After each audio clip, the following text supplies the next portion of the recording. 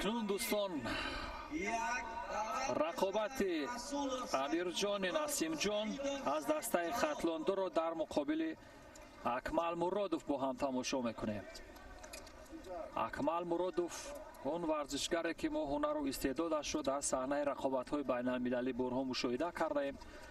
ببینیم در صحنه رقابت‌های داخل جمهوریوی بچه کار قادر خواهد بود.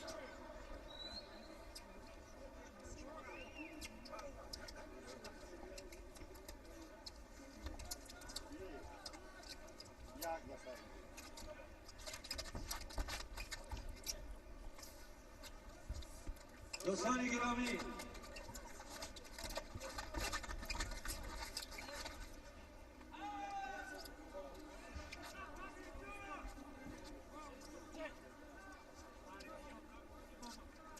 با لباس‌های با یکتکی سفید پرنده شهر دوشنبه سعید مختار اکمل مرادوف تحت یک اصول بالای شانه حریف قرار گرفت،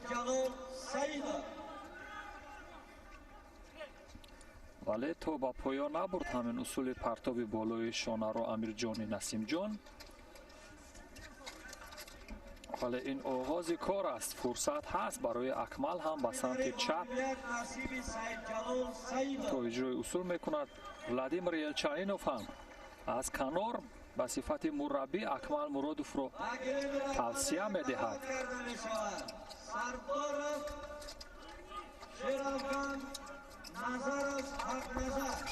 اکنون گرفتن کمربند حریف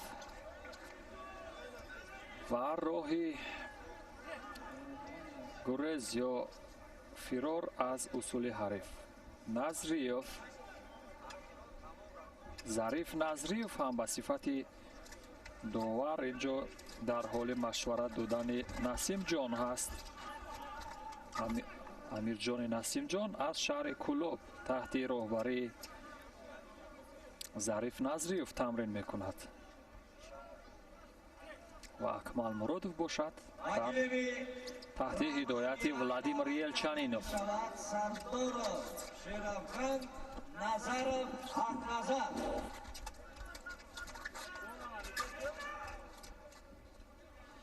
شاید با سبب برآمدن از مربع اینجا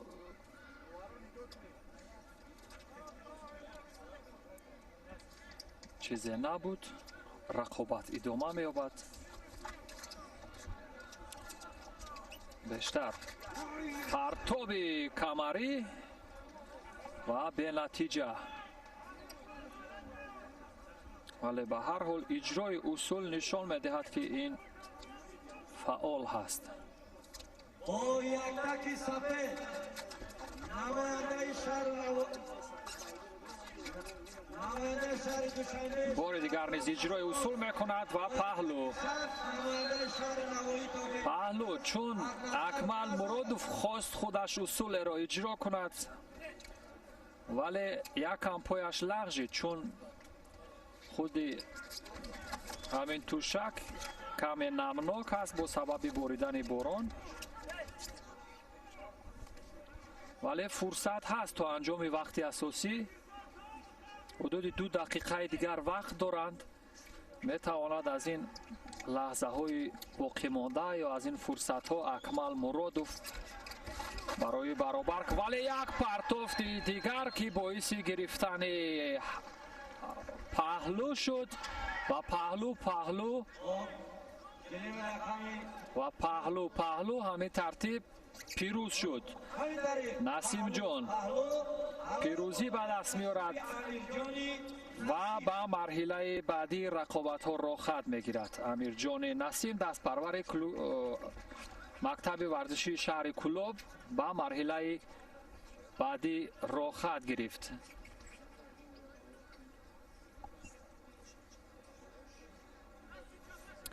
دوستان عزیز، مرحله دوم رقابت ها نیز در حال به انجام رسیدن است. روز 27 مارس در دهه چیلچه ناحیه تیمورملی گشتین ملی نوروزی برگزار خواهد شد و اینجا در گیلم که ما و شما گزارش مستقیم رو تماشا کردیم، این صحنه های سست کرده شده بود که عبدالنسیم موفقیت به دست آورد. امیرجان عبدالنسیم و با پایان یافتن گزارش خویش دوستان عزیز از رقابت‌های روز یکم دور یکم و دوم، بنده کریم خان بیگمتوف از طرف همه همکارانم در بخش تکنیکی نوروز بین المللی را برای همه شما مبارکباد میگویم.